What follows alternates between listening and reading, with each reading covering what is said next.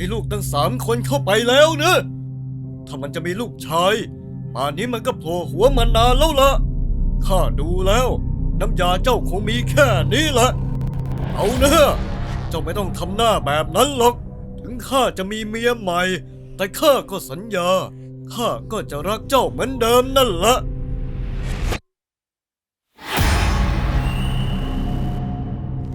พี่สาวจ๊ะลูกมากินไก่ต้มร้อนๆก่อนเถอะนะข้าเคี่ยวจนเปื่อยยอมตื่นแต่เช้ามาทำเพื่อพี่โดยเฉพาะเลยนะ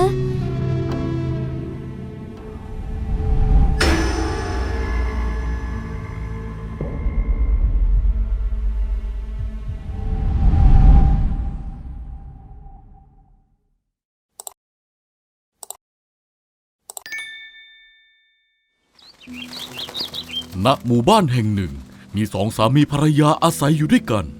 สามีนามว่าจงกัวทั้ง2อยู่กินกันมาหลายปีจนกระทั่งมีลูกสาวด้วยกันถึง3 คนทว่าลึกๆแล้วจงกัวนั้นหาได้มีความสุขไม่เพราะเขาปรารถนาอยากได้ลูกชายมากกว่าเพื่อเอาไว้สืบสกุลและช่วยทำมาหากินในยามแก่แต่ไม่ว่าจะพยายามอย่างไรภรรยาก็มีแต่ลูกสาวให้เสียทุกคราด้วยความกลัดกลุ้มที่อยากได้ลูกชายมากครั้นตกดึกคืนนั้นขณะที่กำลังเข้านอนจงกัวตัดสินใจหันมาคุยกับภรรยาด้วยน้ำเสียงจริงจังนี่เมียข้า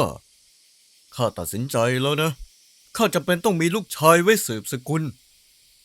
ข้าเลยคิดว่าจะรับเมียเล็กเข้ามาอีกสักคน เจ้าไม่ต้องคิดมากหรอกนะข้าสัญญาถึงข้าจะมีใหม่แต่ข้าก็จะรักและดูแลเจ้ากับลูกๆเหมือนเดิมท่านพี่ท่านรออีกหน่อยนะให้ข้าได้ลองมีลูกอีกสัก2 คนก่อนหากวาสนาเราไม่มีลูกชายจริงๆถึงตอนนั้นท่านจะเอาใครมาทำเมียข้าก็จะไม่ว่าอะไรท่านเลยสักคำ จะให้ข้ารอไปถึงเมื่อไหร่กันนี่ลูกตั้ง3 คนเข้าไปแล้วนะถ้ามันจะมีลูกชายป่านนี้มันก็โผล่หัวมานานแล้วล่ะข้าดูแล้วน้ำยาเจ้าคงมีแค่นี้แหละเอานะเจ้าไม่ต้องทำหน้าแบบนั้นหรอกถึงข้าจะมีเมียใหม่แต่ข้าก็สัญญาข้าก็จะรักเจ้าเหมือนเดิมนั่นแหละจงกัวได้แต่นั่งหงุดหงิดด้วยความโมโหที่ภรรยาไม่ยอมเข้าใจในขณะที่ภรรยาก็นอนหันหลังให้ด้วยความน้อยใจและกังวลวันเวลาผ่านไปไม่นานนักจงกัวก็ได้ยินข่าวว่าที่หมู่บ้านข้างๆมีแม่ไม้คนหนึ่งและมีลูกชายตัวน้อยจงกัวไม่รอช้ารีบเดินทางข้ามเขาไปยังหมู่บ้านข้างๆครั้นเมื่อไปถึงเขาก็เห็นแม่ไม้หน้าตาสะสวยกำลังนั่งทำงานอยู่หน้าเรือนโดยมีเด็กชายวัยประมาณ 3-4 ขวบวิ่งเล่นซุกซนอยู่ใกล้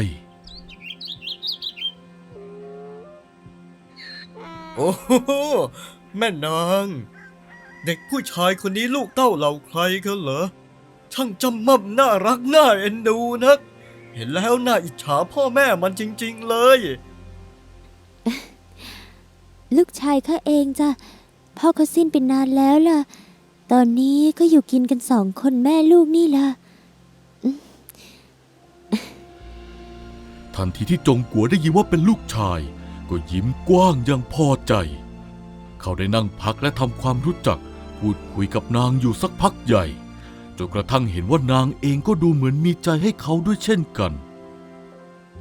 แม่นางเจ้ากับลูกลำบากมามากแล้วไปอยู่กับข้าเถอะนะไปเป็นเมียข้าถูกชะตากับลูกชายเจ้าและข้าก็ชอบพอในตัวเจ้าด้วยข้าสัญญาข้าจะเลี้ยงดูพวกเจ้า2 แม่ลูกเป็นอย่างดีเลยข้าจะไม่ให้เจ้าต้องลำบากอีกต่อไปแม่ไม้สาวเงยหน้ามองจงกัวพิจารณาดูการแต่งกายที่ดูภูมิฐานมีฐานะอีกทั้งวาจาก็ดูหนักแน่นจริงใจ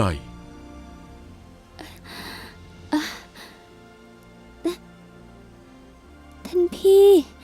ข้าเป็นพี่ พียงหญิงม่ายลูกติด หากท่านไม่นึกรังเกียจข้ากับลูก ข้าก็เต็มใจจะฝากชีวิตที่เหลือไว้กับท่าน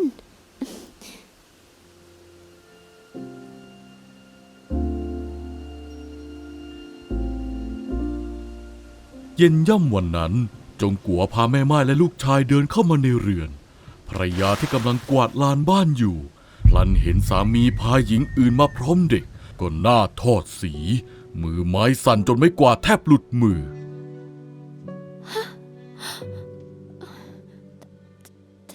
ท่านพี่ ท่านพามาจริงๆเหรอ ไหนท่านรับปากข้าแล้วไง ไหนท่านบอกว่าจะรอก่อน ทำไมท่านทำกับข้าแบบนี้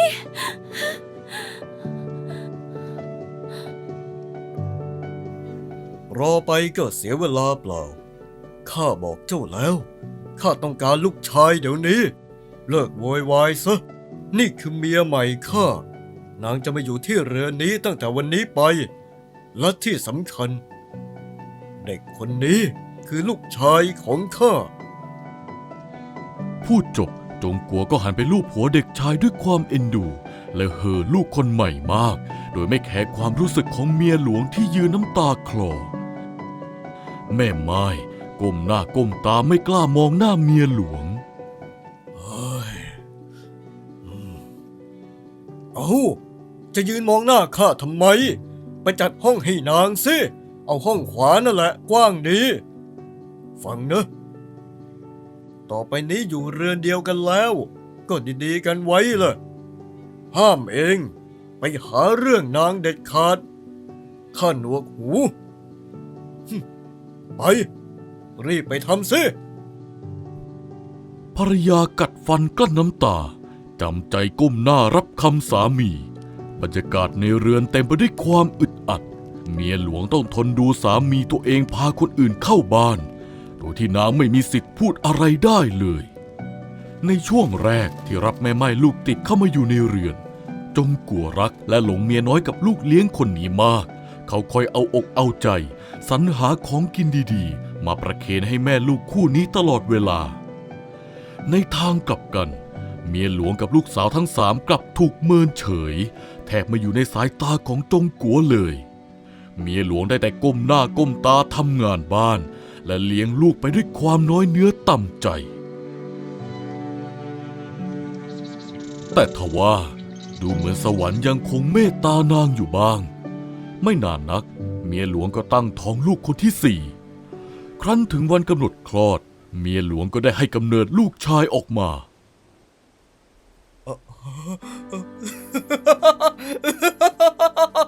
ในที่สุดข้าก็ได้ลูกชาย เลือดเนื้อเชื้อไขของข้าจริงๆ ข้าไม่ได้ฝันไปใช่ไหมเนี่ย จงกัวนั่งลงข้างเตียงเมียหลวงจับมือนางแน่นสายตาเปี่ยมไปด้วยความรักใคร่เอ็นดูผิดกับเมื่อก่อนลิบลับเฮ้ยเมียรัก ข้าขอบใจเจ้าจริงๆนะ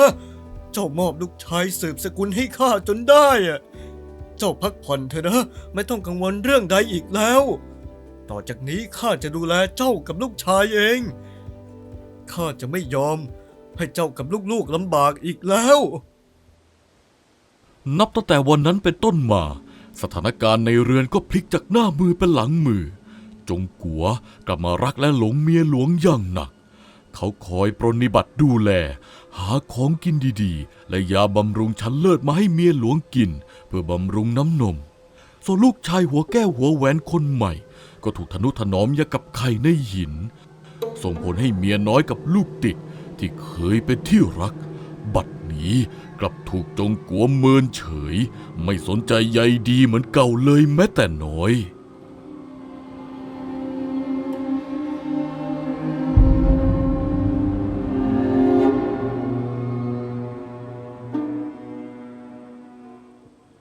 ไม่กี่วันต่อมาจงกัวมีเหตุจำเป็นต้องออกเดินทางไปค้าขายต่างหมู่บ้านเป็นเวลา 2-3 วันก่อนออกเดินทางเขาจึงกำชับเมียน้อยด้วยความเป็นห่วงข้าไม่อยู่2-3 วันนี้ เจ้าช่วยดูแลเมียหลวงให้ดีล่ะเขาเพิ่งคลอดลูกอยู่ไฟ อย่าให้ขาดตกบกพร่องเลย จ้ะพี่ข้าจะดูแลพี่สาวอย่างดี ไม่ต้องเป็นห่วงหรอกนะ คล้อยหลังจงกัว ความริษยาที่อัดอั้นมานานก็ปะทุขึ้นราวกับไฟลามทุ่ง เมียน้อยแอบเดินเข้าไปในป่าลึก ไปเด็ดเอาใบของพืชมีพิษชนิดหนึ่งที่นางรู้จักดี ชาวบ้านเรียกมันว่าเท่าพิษหัวใจสลาย ซึ่งมีฤทธิ์ร้ายแรงถึงตาย นางนำมันมาผสมในหม้อต้มไก่ที่นางปรุงรสไว้อย่างดี จากนั้นตักต้มไก่ใส่ชามเดินยิ้มแย้มเข้าไปหาเมียหลวงในห้อง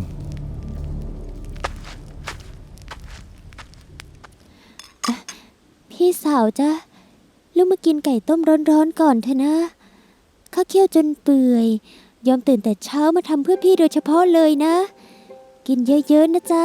จะได้มีแรง มีน้ำนมให้ลูกชายกิน เมียหลวงเห็นเมียน้อยทำดีด้วยก็ตายใจ รับชามมาตักน้ำแกงสด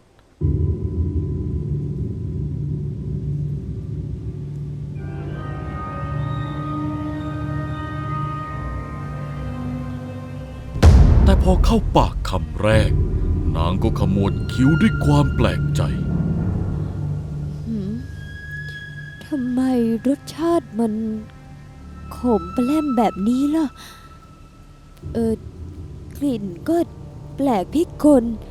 นี่มันเสียหรือเปล่าเนี่ย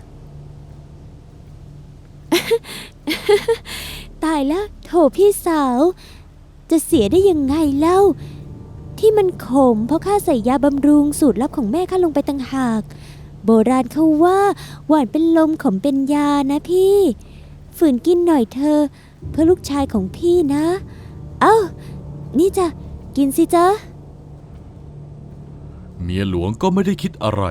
ตั้งหน้าตั้งตากินข้าวต่อ ขณะนั้นเอง ลูกชายของเมียน้อยได้กลิ่นหอมของต้มไก่ ก็วิ่งเข้ามาร้องขอ อ๋อแม่จ๋าหอมจังเลยข้าขอกินบ้างสิข้าหิวแล้วอ่ะ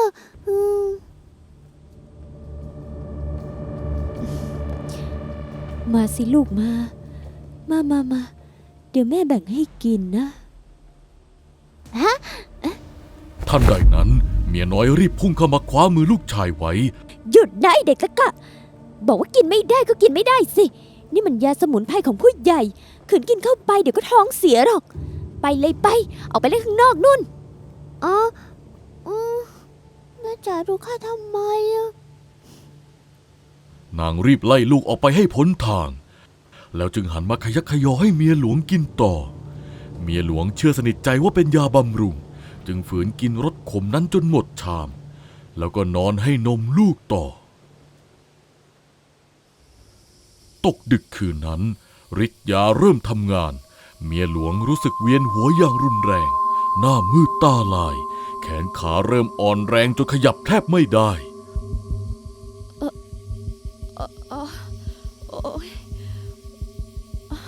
ช่วยด้วยมีใครอยู่ไหมหัวข้ามันหมุนไปหมดแล้วข้าลุกไม่ไหวตาข้าทำไมมันลายอย่างนี้ตาข้าลายไปหมดแล้วใครก็ได้ ช่วยข้าทีใครก็ได้ เมียน้อยเดินเข้ามาดู แต่กลับยืนมองด้วยสายตาเย็นชา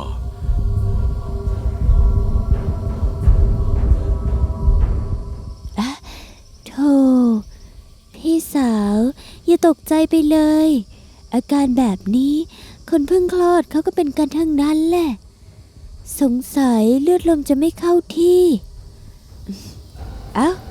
ดื่มน้ำอุ่นๆนี่สักหน่อยแล้วนอนพักผ่อนสักตื่นข้ารับรองว่าตื่นมาท่านก็จะหายเป็นปลิดทิ้งแล้วล่ะ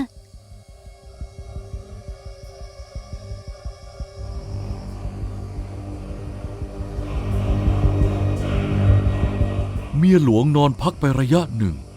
แต่อาการของนางนั้นไม่ได้ดีขึ้นเลยแม้แต่น้อย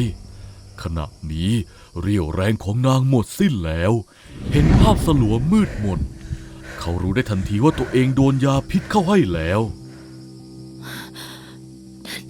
ท่านพี่จงกัวท่านอยู่ไหนท่านพี่ช่วยข้ากับลูกด้วยท่านพี่มาช่วยข้าที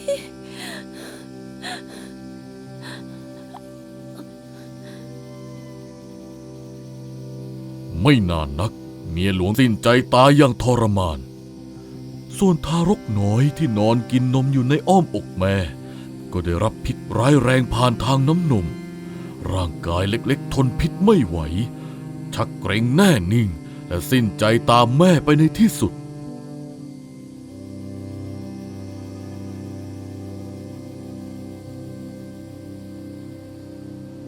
รุ่งเช้าเมียน้อยแซงทำเป็นตื่นมาดูอาการ แล้วก็กรีดร้องลั่นบ้าน ช่วยด้วย คนตายมีคนตายในเรือนพี่สาวนางขาดใจตายแล้ว ลูกชายก็ตัวเขียวค้ำไปหมดแล้ว ใครมียาดีรีบเอามาช่วยแล้วข้ากลัวแล้ว ช่วยด้วย ใครก็ได้ช่วยด้วย ชาวบ้านแห่กันมาดูภาพที่น่าสลดใจ เมียหลวงนอนตัวแข็งทื่อกอดศพทารกน้อยที่ตัวเขียวคล้ำอยู่ในอ้อมอก ทุกคนต่างลงความเห็นว่านางคงเป็นลมผิดเดือนตาย แล้วลูกคงขาดอากาศหายใจตายตามแม่ไป โดยไม่มีใครสงสัยเมียน้อยเลยสักคน เมื่อคนไปตามจงกัวกลับมาถึง เขาแทบช็อกจนเข่าสุดเมื่อเห็นร่างไร้วิญญาณของทั้งเมียรัก และลูกชายที่เขาเฝ้ารอมาทั้งชีวิต โถ่ไว้ยสวรรค์ท่านจะเล่นตลกอะไรกับข้ากัน ท่านให้ลูกชายข้ามาแล้ว ท่านจะพรากมันกลับไปทำไมเล่า เมียข้าลูกข้าทำไมต้องทิ้งข้าไปพร้อมกันแบบนี้ฟ้าดินกลั่นแกล้งข้าชัดๆเลย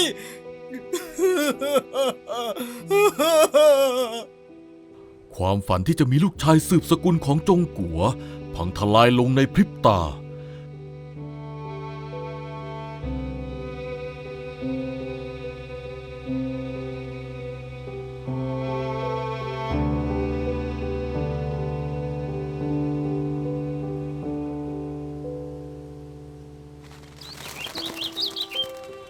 1 ปีผ่านไป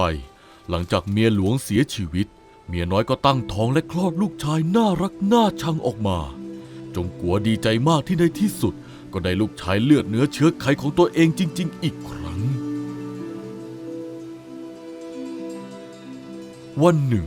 ทั้งสองผัวเมียต้องออกไปทำไร่ตามปกติ จึงพาลูกชายคนเล็กและลูกชายคนโตไปด้วย เมื่อไปถึงจงกัวสั่งลูกชายคนโตด้วยความกำชับ ลูกชาย เองเฝ้าน้องให้ดีนะให้น้องนอนในกระท่อม อย่าซนออกไปเที่ยวเล่นไหนเลยข้ากับแม่เอง จะลงไปถางหญ้าตรงนู้นเดี๋ยวกลับมา พูดจบจงกัวกับเมียน้อยก็ออกไปทำไร่ทว่าพอตกบ่าย อากาศร้อนอบอ้าวลมพัดเอื่อยๆชวนให้ง่วงนอน ลูกชายคนโตเริ่มเบื่อและเผลอหลับไปงีบหนึ่งด้วยความอ่อนเพลีย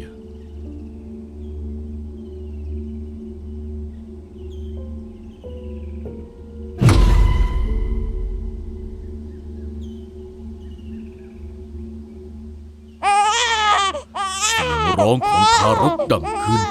ลูกชายคนโตสะดุ้งตื่นขึ้นมาดู และพบว่าน้องชายของตนได้หายไปแล้ว เขาหน้าซีดเผือดรีบวิ่งตาตื่นไปบอกพ่อและแม่ทันที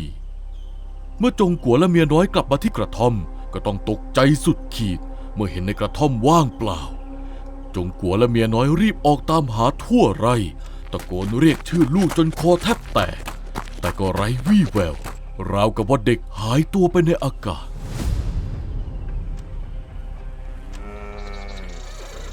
แสงตะวันใกล้ลับขอบฟ้าทำให้รอบกายดูมืดสลัวและวังเวงจงกัวและเมียน้อยรีบพากันไปที่กระท่อมของปู่หมอท้ายหมู่บ้าน ด้วยความร้อนรน เมื่อไปถึงจงกัวรีบเข้าไปขอร้องให้ปู่หมอช่วยดูทันที ปู่หมอนั่งนิ่ง สีหน้าเรียบเฉย แกหยิบธูป1 ดอกขึ้นมาแล้วใช้นิ้วมือวัดระยะความยาวของก้านธูปจากโคนไปปลายแล้ววัดย้อนกลับมาอย่างรวดเร็วอยู่2-3 รอบ เสียใจด้วยนะเจ้าหนุ่ม ลูกเองน่ะยังไม่ตายหรอก แต่เองคงไม่ได้เห็นหน้ามันอีกแล้ว มีคนพาลูกเจ้าไปในที่ที่ไกลแสนไกล ท่านปู่ แล้วใครมันเอาลูกข้าไปล่ะ คนที่ทำไม่ใช่ศัตรูที่ไหนหรอก ก็คนในเรือนเองนี่ละ จงกัวนั้นยังไม่เข้าใจว่าเป็นใคร หรือจะเป็นลูกชายคนโตกันแน่ แต่เมียน้อยนั้นหน้าซีดเผือดขนลุกสู้ไปทั้งตัว เพราะคนในบ้านที่นางนึกออกน่าจะเป็นเมียหลวงอย่างแน่นอน รุ่งเช้า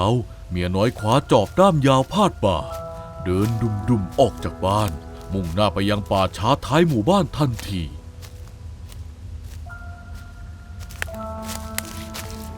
เมื่อไปถึงหลุมศพเมียหลวงนางยืนมองหลุมศพด้วยสายตาอาฆาต เฮ้ยอีพี่สาวตัวดี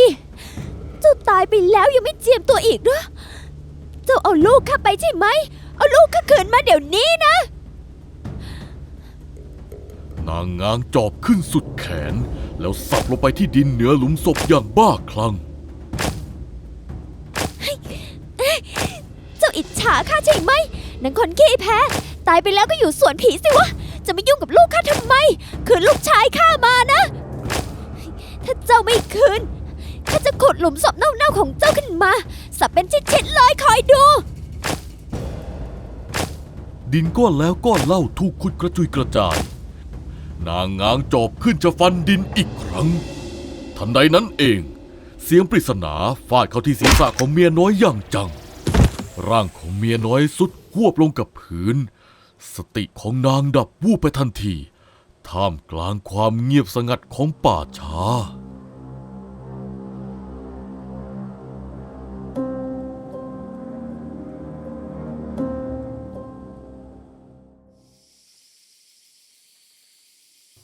เวลาผ่านไปจนค่ำมืดเมียน้อยค่อยๆรู้สึกตัวขึ้นมาด้วยความปวดร้าวไปทั้งหัว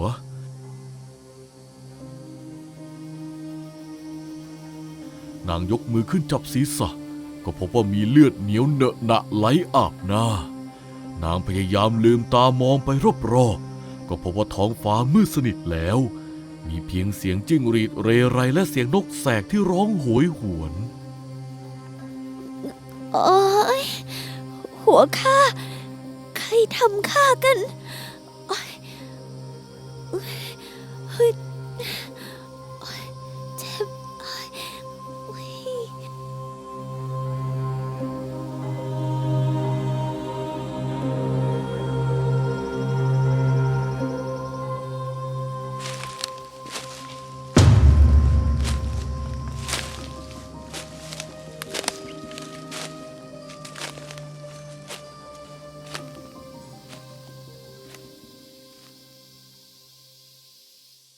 คืนหนึ่งขณะที่เมียน้อยมาทำธุระถ่ายหนักที่ป่าท้ายหมู่บ้านตามลำพัง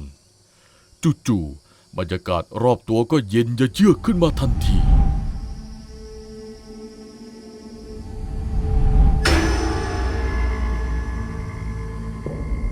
พลันตรงหน้าของนางก็ปรากฏร่างของผีเมียหลวง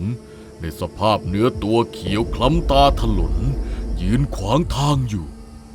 เมียน้อยตกใจสุดขีดพยายามวิ่งหนีแต่ก้าวขาไม่ออกราวกับถูกตรึงไว้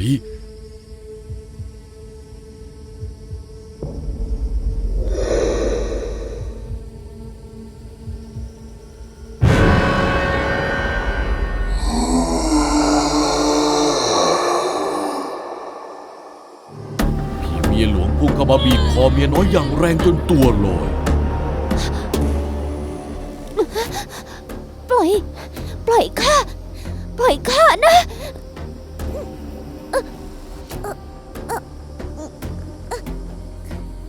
เมียข้าเอ็งไปนอนจัง เป็นอะไรหรือเปล่านะ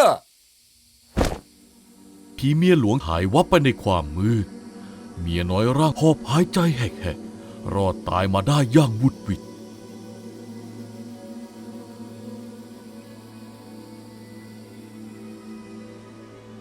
ไม่นานหลังจากโดนผีหลอก ร่างกายของเมียน้อยก็เริ่มผิดปกติ เริ่มแรกนางรู้สึกคันเขยอที่อวัยวะเพศ เกาเท่าไรก็ไม่หาย ต่อมาก็เริ่มมีตุ่มหนองพุพองและแตกออก แผลเริ่มลุกลามเน่าเฟะอย่างรวดเร็ว ส่งกลิ่นเหม็นเน่ารุนแรงราวศพตายซากตลบอบอวนไปทั่วบ้าน จงกัวรังเกียจจนทนไม่ไหว ต้องแยกห้องนอน ทิ้งให้นางนอนจมกองหนองอยู่คนเดียว เมียน้อยใช้ชีวิตอย่างยากลำบาก จะเดินเหินก็เจ็บปวดทรมานแสนสาหัส นางนอนร้องครวญครางด้วยความเจ็บปวด ทุกทรมานเจียนตาย ยิ่งกว่าตอนที่นางวางยาเมียหลวงเสียอีก ข่าวเรื่องเมียน้อยป่วยหนัก รู้ไปถึงหูพี่ชายของเมียน้อย เขาจึงเดินทางข้ามหมู่บ้านมาเยี่ยมดูอาการน้องพี่ทำไมเอ็งถึงมีสภาพแบบนี้ เอ็งไปทำเวรทำกรรมอะไรไว้ บอกพี่มาตามตรงเถิด เพื่อจะผ่อนหนักเป็นเบาได้ เมียน้อยที่นอนหายใจรวยริน รู้ตัวว่าคงไม่รอดแล้ว จึงตัดสินใจสารภาพความจริงทั้งน้ำตา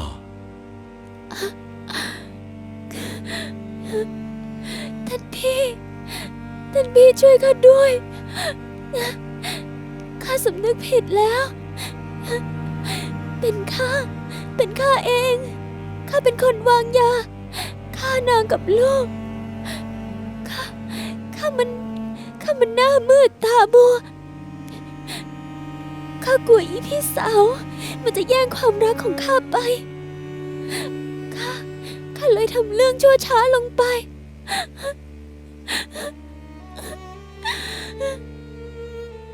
อีสัตว์นรกจิตใจเจ้ามาทำด้วยอะไรถึงได้กล้าฆ่าคนแม่ลูกอ่อนได้ลงคอ มีหน้าเล่าเวรกรรมมาถึงตามทันเจ้ารวดเร็วปานนี้เจ้าทำตัวเองแท้ๆข้าช่วยอะไรเจ้าไม่ได้หรอกนอนชดใช้กรรมไปซะเถอะ